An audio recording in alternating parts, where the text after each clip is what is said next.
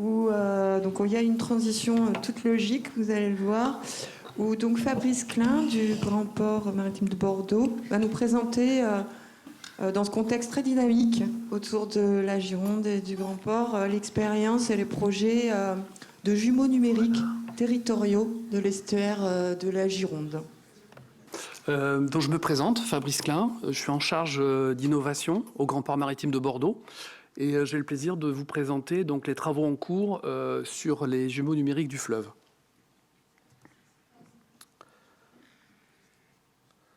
Donc l'objectif, en fin de compte, de ces travaux, c'est de permettre l'accélération de la résilience territoriale face au changement climatique. Donc tout d'abord, qu'est-ce qu'un jumeau numérique du fleuve ? C'est une réplique numérique qui va permettre de simuler son comportement. Ça va notamment permettre de se projeter, regarder les prévisions, l'avenir, et également de simuler des situations qui sont lointaines ou qui finalement pourraient se rencontrer, comme la création de nouvelles piles de ponts ou autres infrastructures de ce genre. Les objectifs opérationnels qui sont visés consistent à prévoir des prévisions, la réduction des coûts, donc notamment pour faciliter les études, mais également pour orienter les bons investissements en anticipant l'avenir, la gestion des risques et des services innovants. Donc regardons ça d'un peu de plus près. Les objectifs de la démarche donc, sont de fédérer les acteurs et les experts territoriaux de l'eau autour de la résilience climatique régionale, l'économie durable, dans une perspective finalement de gouvernance. De faciliter l'organisation de la surveillance du littoral, et vous allez mieux comprendre pourquoi un peu plus tard, de partager et de développer les connaissances scientifiques et physiques du fleuve, et notamment en impliquant à travers des outils qui ont une vocation opérationnelle, des communautés scientifiques, d'anticiper les effets du changement climatique et de chercher des solutions d'atténuation. Et enfin, de favoriser la réplicabilité pour d'autres cours d'eau. Alors la démarche de projet est la suivante. Des travaux antérieurs que je ne présenterai pas ici ont déjà débuté en 2014 avec un certain nombre d'autres partenaires. Mais le plus gros du projet donc, a débuté l'année dernière à travers le lancement d'un partenariat d'innovation qui a permis de sélectionner 4 candidats et un jury pour déterminer finalement les meilleures réflexions et développer les meilleurs outils. Donc le jury a permis de fédérer, c'est le cas de le dire, les différents acteurs territoriaux que sont donc les EPTB, les établissements publics territoriaux de bassin de la Gironde, de la Garonne, de la Dordogne, également l'Agence de l'eau, VNF, et sans oublier bien sûr le CHOM. Et merci à Gwenaël pour ton investissement dans le projet.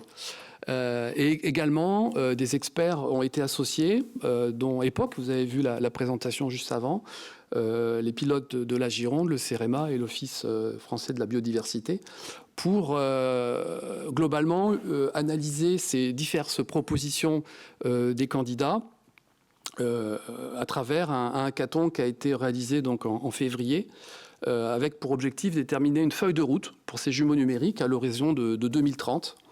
Mais avec un objectif, un premier jalon extrêmement ambitieux, la réalisation, le développement d'une première version opérationnelle dès l'année prochaine. Donc pour ça, il y a 2 candidats qui ont été retenus. Il y a des maquettes et des tests de performance, de précision également, de vitesse de calcul qui ont été réalisés. Et le lauréat, enfin, a été sélectionné en juin dernier pour débuter la phase de développement. À noter également que ce projet est intégré au projet Comena, c'est-à-dire le patrimoine numérique de la Nouvelle-Aquitaine. L'objectif de ces travaux, c'est de répondre à des besoins métiers de l'ensemble des acteurs. Alors bien entendu, on n'oublie pas le port sur des aspects de navigation. Donc le bouchon vaseux a été évoqué tout à l'heure. Ça pose un certain nombre de problèmes sur la navigation et en particulier, comme vous pouvez l'imaginer, sur le dragage. Donc qui sont les deux premiers modules auxquels on a pensé, mais également les caractéristiques du milieu qui vont permettre à l'ensemble des acteurs de l'eau finalement de pouvoir voir un certain nombre de paramètres physico-chimiques à travers des outils avec une représentation, on va dire, très simple d'utilisation. Et également un autre module, Garonne 2050, qui se destine plutôt au grand public, qui va permettre de se projeter un petit peu dans le passé, de connaître la situation de la Garonne à cette même période, mais avec les hypothèses de 2050. Et enfin, le dernier module qui concerne les études et qui va permettre, en mettant à disposition des grandes ressources de calcul, de pouvoir utiliser un ensemble de modèles pour réaliser tout type de simulation en changeant finalement tous les paramètres de forçage que l'on veut, en imaginant pourquoi pas de mettre donc, des piles de pont, de changer un peu tout et de regarder finalement ce qui se passe. Donc on va pouvoir se projeter dans le futur. Donc plusieurs bénéfices sont attendus. Donc le premier, c'est notamment des prévisions. Donc là on est sur des prévisions à 10 jours. On arrive à la limite finalement des prévisions météo qui vont être intégrées et on essaie d'aller au-delà avec des indicateurs de tendance à 3 mois. Les modèles qui sont utilisés, donc c'est des modèles qui datent de 2018, qui ont depuis été améliorés, notamment avec des projets communs, des financements européens en lien avec le CEREMA. Donc, ont permis d'améliorer encore ces modèles. Et vous voyez ici donc la large emprise des modèles, donc qui ont une grande partie océanique et qui vont jusqu'à la limite de la marée, au niveau donc de l'Aréole et de Pessac en Dordogne. Les phénomènes physico-chimiques qui sont simulés dans ces modèles donc, sont la marée, la houle, les courants, la turbidité bien entendu, mais aussi la salinité, l'évolution morphodynamique, puisque pour les aspects, on va dire, de dragage, la notion d'engraissement ou d'érosion est très importante, et également la qualité de l'eau à travers l'oxygène et les premiers travaux autour de la charge organique. Alors voilà une maquette de visualisation des résultats. Donc sur la partie gauche, on voit des outils avec une représentation SIG qui se destinent davantage aux décideurs pour finalement voir un ensemble de paramètres avec des outils très simples d'utilisation. Et on voit ici d'ailleurs une petite fenêtre qui permet de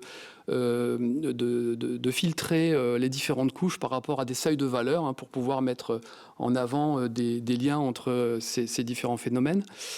Mais on n'oublie pas pour autant les scientifiques, puisqu'il y a également des outils qui vont être mis en place, qui vont permettre d'accéder à l'ensemble des informations de prévision, qui nécessitent certes du code Python. Et comme tout le monde n'est pas familier avec ce code, donc on prévoit des templates. C'est un certain nombre de cas d'usage dans une bibliothèque qui vont permettre aux gens qui ne sont pas experts de voir déjà des choses intéressantes et de se dire, bon, peut-être que là, je peux changer finalement la date ou autre chose pour tenter d'avoir des réponses, même si je ne suis pas familier avec ce code. Bien entendu, il y aura également des historiques. Donc aujourd'hui, on n'en a pas vraiment, puisqu'on débute le projet, les développements sont encore en cours, mais l'idée, c'est qu'au fur et à mesure, finalement, qu'on va produire ces résultats, de pouvoir les stocker pour pouvoir avoir des métriques sur l'évolution du comportement du fleuve. Concernant les études, donc, il y aura accès à de puissantes ressources de calcul, notamment pour faire ces simulations. La plateforme est déjà opérationnelle puisqu'elle a été utilisée au printemps dernier justement pour tester les maquettes et apprécier les performances des résultats, donc tant en précision qu'en rapidité. Donc on parle de cette plateforme de simulation, haute performance de calcul, qui intègre aujourd'hui donc plusieurs modèles opérationnels qui sont mobilisables, mais qui a aussi une grande vocation finalement. Aujourd'hui, on va tourner autour de 4 modèles, mais la vocation à rapidement atteindre une dizaine de modèles en intégrant d'autres travaux, pourquoi pas. Donc je sais que... Alors, j'ouvre une petite parenthèse, nous on a surtout capitalisé autour du monde Open Télémac. Mais je sais que les universitaires sont attachés également pour d'autres angles d'observation à d'autres modèles, Mars 3D ou SIAM. Et la technologie de virtualisation qui a été mise en œuvre permet finalement d'intégrer d'autres modèles, d'autres travaux externes pour bénéficier finalement de cette plateforme de calcul.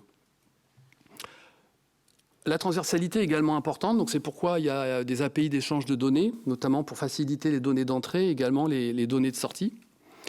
La scalabilité est importante puisque on permet l'usage de plus d'une centaine de cœurs de manière à pouvoir accélérer la rapidité de calcul pour pouvoir faire encore plus de simulations. La possibilité de lancer des simulations simultanées, Ça veut dire qu'on peut finalement changer des paramètres et relancer toute une série de simulations en parallèle sans attendre. Des ressources qui sont neutres en carbone, dont j'en dirai 2 mots un petit peu plus tard. La partie de responsabilité numérique, c'est une approche éthique qui nous a sensibilisés dès le début du projet. Et enfin, bien sûr, une interface simplifiée qui ne nécessite pas d'être informaticien pour utiliser ces divers outils. Alors, voici à quoi ressemble cette plateforme de simulation. Donc, on retrouve sur la partie gauche l'ensemble des fichiers de forçage, de définition, finalement, du modèle. Sur la partie... je ne sais pas si... non, c'est pas celui-là. Hop. C'est celui-ci. Voilà. Sur la partie inférieure, on est directement connecté avec donc GitLab. C'est un outil communautaire qui est très utilisé par les développeurs pour partager du code et notamment permettre à des communautés de partager ce code et de gérer du versionning.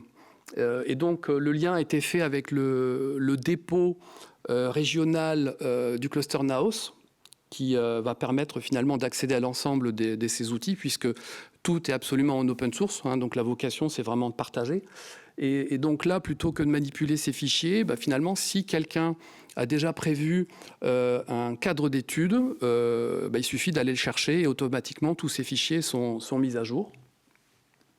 Dans la partie inférieure, donc, on va définir ici donc, le nombre de cœurs qui peuvent être utilisés donc, pour la puissance de calcul, ainsi que d'autres paramètres techniques. Et il suffit ensuite de cliquer sur ce petit bouton jaune pour lancer la simulation. On voit dans la partie centrale ici l'historique des simulations qui ont été traitées, ainsi que les crédits de calcul, de ressources de calcul qui ont été mobilisés. Et ensuite, en cliquant finalement sur la liste des simulations qui ont été lancées, on arrive au détail de cette simulation, donc avec un écran un peu austère que les utilisateurs d'OpenTeleMac connaissent bien, qu'on a mis ici pour pas qu'il soit trop déstabilisé. Mais finalement, on a des barres de progression à la Windows donc, qui ont été implémentées. Et cette partie inférieure nous intéresse déjà un petit peu moins puisque tout est vraiment encapsulé pour simplifier le travail. Une fois que la simulation est finie, on change d'onglet pour prévisualiser les résultats à travers donc, ces représentations simplifiées. Et les résultats sont directement ici téléchargeables pour pouvoir les manipuler éventuellement avec d'autres outils. On a essayé donc on a rassemblé ici les différentes étapes pour créer un modèle. Et dans la partie centrale, on explique un petit peu, avec notre approche, comment la conception finalement des modèles va être simplifiée. Donc tout d'abord, concevoir, réaliser un modèle nécessite d'avoir un maillage, d'avoir un certain nombre d'étapes de calage des modèles. Et dans notre approche, en fin de compte, c'est simplifié puisqu'il suffit d'aller sur la forge de Nouvelle-Aquitaine et de choisir un des modèles qui sont déjà opérationnels et qui vont, on l'espère, s'enrichir bientôt. La deuxième partie, recherche et collecte de mesures. Donc, il est prévu un catalogue de données qui sera déjà peuplé avec les données du port, à savoir la bathymétrie, à savoir les données marégraphiques, et qui permettra également l'import de données complémentaires qui seront nécessaires. La troisième partie, la mise en place de l'environnement technique, il est simplifié puisque tout est automatisé. Donc là, il n'y a rien à faire. Donc on voit vraiment qu'il y a un gain de temps et par conséquent d'économie. Enfin, la réalisation donc, de la simulation est simplifiée grâce à une ergonomie extrêmement simple. Et cerise sur le gâteau, on attend dans l'esprit de partage des efforts et des résultats que les travaux d'amélioration soient reversés bien sûr à cette communauté open source et pourquoi pas de partager des environnements d'études pour favoriser la coopération entre les différents acteurs. Donc je l'ai un peu évoqué, les communautés sont un élément très important pour adopter ces outils et surtout y contribuer. Et on espère à travers ces communautés pouvoir réunir à la fois donc, des modèles reconnus, mais également des modèles exploratoires. Pour nous, c'est important de permettre de favoriser des travaux et d'amener la maturité de ces modèles exploratoires jusqu'à un modèle qui soit véritablement reconnu. Alors, voici une petite illustration de ce principe. On a donc sur la partie gauche un certain nombre de modèles qui sont déjà opérationnels.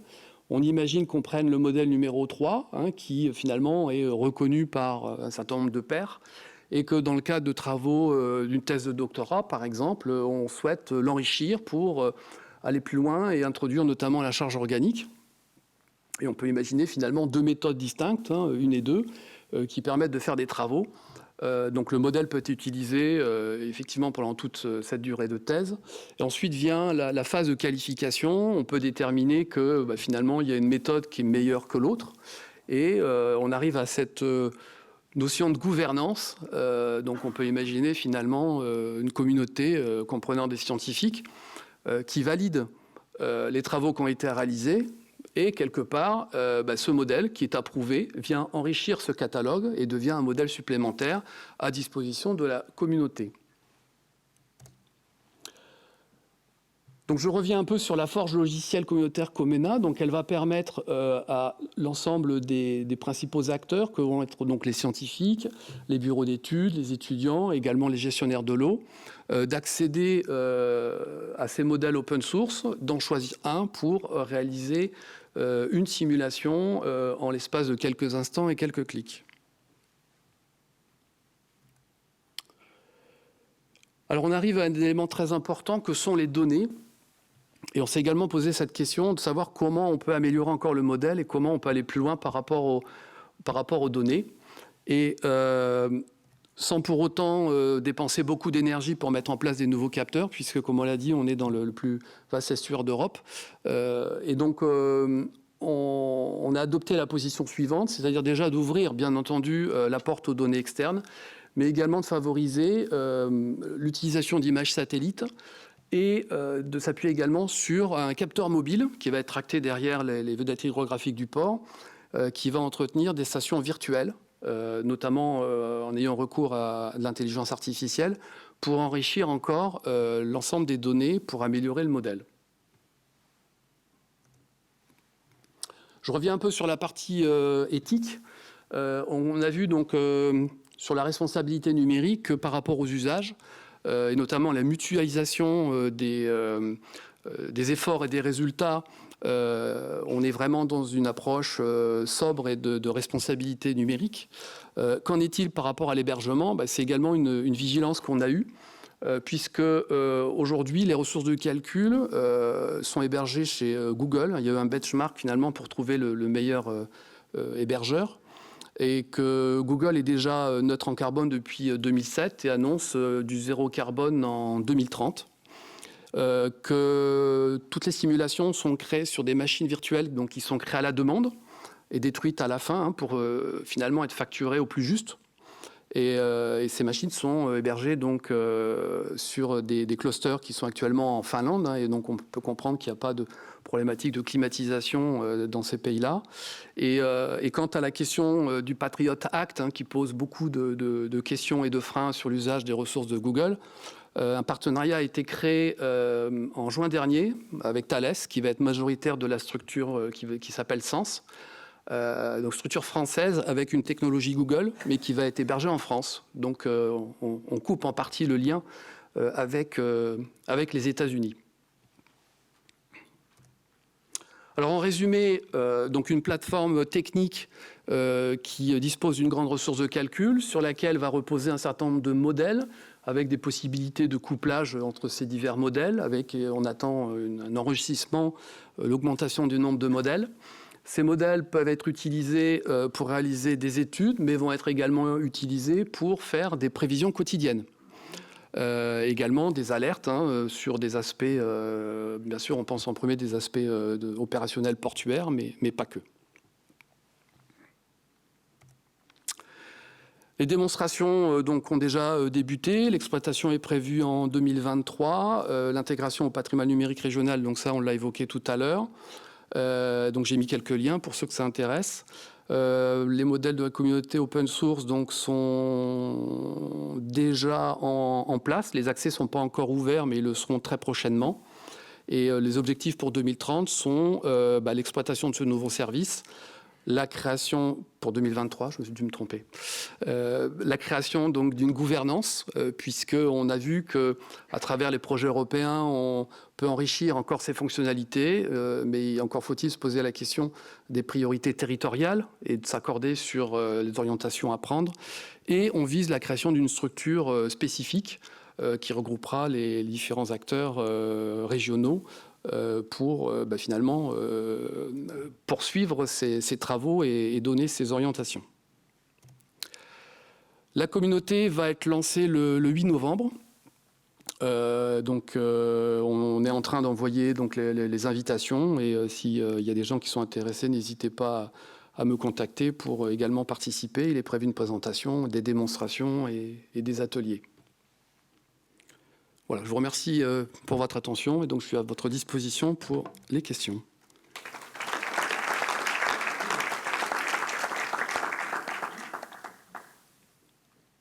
Merci beaucoup. Présentation très stimulante, très prometteuse.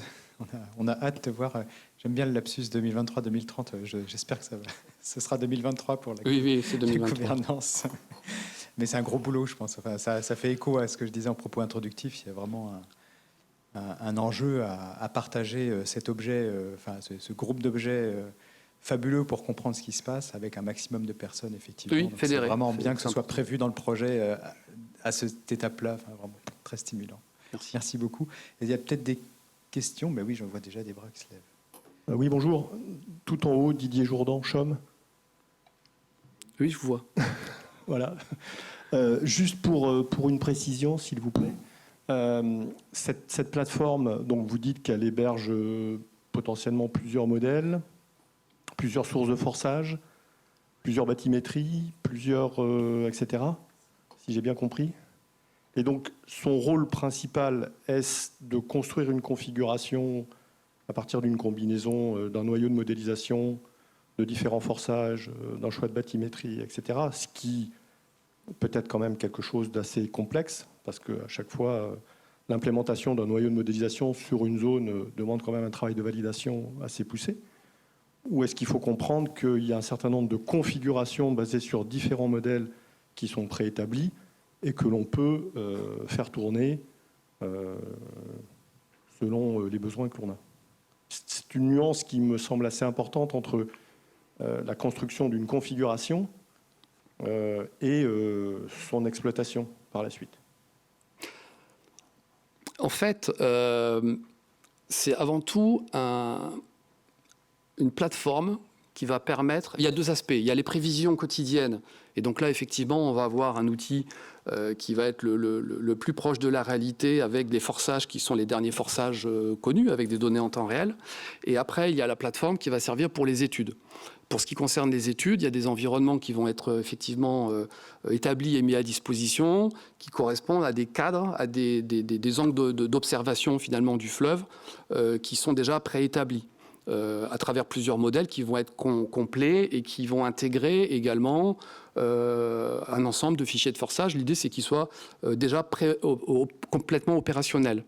Ils ne vont pas forcément correspondre à l'étude qu'on veut faire. Et finalement, quand on veut réaliser une étude, l'idée, c'est de regarder quel est le modèle dans la bibliothèque qui est le plus proche de l'étude qu'on veut réaliser et de prévoir un certain nombre de modifications. Donc ça peut être des modifications qui peuvent toucher donc, à la bathymétrie, donc au maillage. Ça peut être des modifications de forçage. Enfin, ça peut être un certain nombre de modifications. Et bien entendu, en fonction des modifications, il peut y avoir une phase de recalage à prévoir. Mais tout ça, ça dépend finalement des objectifs de l'étude et de l'éloignement entre les modèles qui sont dans la bibliothèque et l'objectif de l'étude.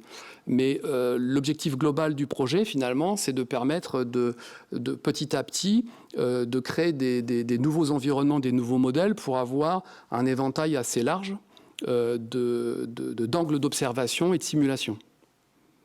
J'espère que j'ai répondu à votre question. Avec plaisir.